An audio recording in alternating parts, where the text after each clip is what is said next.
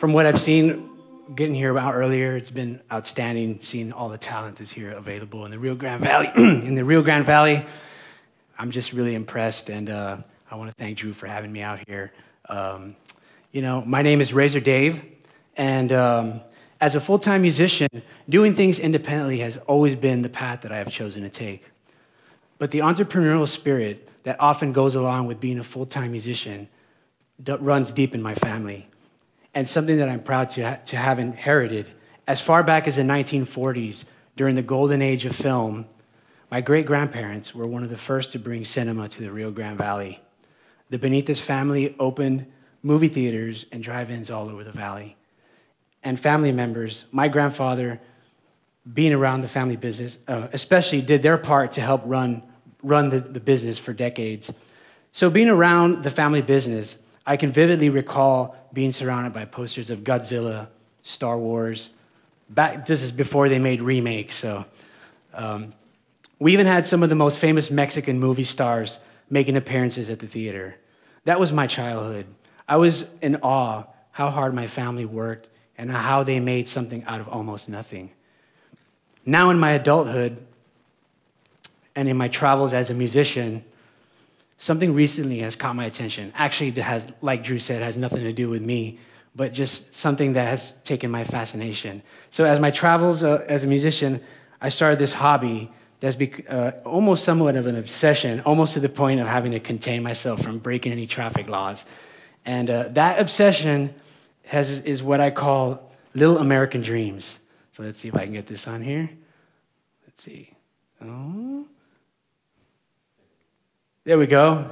And there's these little stands, right? You drive past them every day. There may be one on your street. They open a little earlier, close a little later. And there's usually a smiling face behind the counter to greet you.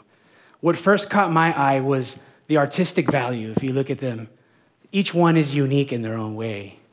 You know, that one looks like some Beijing, China or something. It's actually in Alamo, Texas. So painted with vibrant colors, adorned with symbols and styles of local culture, and staffed by a range of generations of family members. Each little American dream has its own face, its own story, and possibly a struggle. Little American dreams make it possible for families all across the country to live a little easier, maybe afford a little luxury, put a child through school, or maybe pay for grandma's and medical bills, or simply to create income for someone who can't quite enter the job market. When I'm fortunate enough to spot a new one, it continues to pique my interest to know more about each of the stories. So, there we go. Interesting. This one, if you zoom in close enough, there's a guy's face in there. Oh, it's kind of funny. But from raspa stands that serve a multitude of frozen concoctions to neighborhood snack bars, Little American Dreams pepper our country with the entrepreneurial spirit that define our country. In a land of large corporations, a painful minimum wage, and the reality of 60 and 80 hours work weeks to provide, these LEDs give people an opportunity to break away from the pack and create their own destiny. The thought that you can have anything you want as long as you work hard and put in effort is alive and well in this country. With sweat equity, we will more often than not reap its rewards.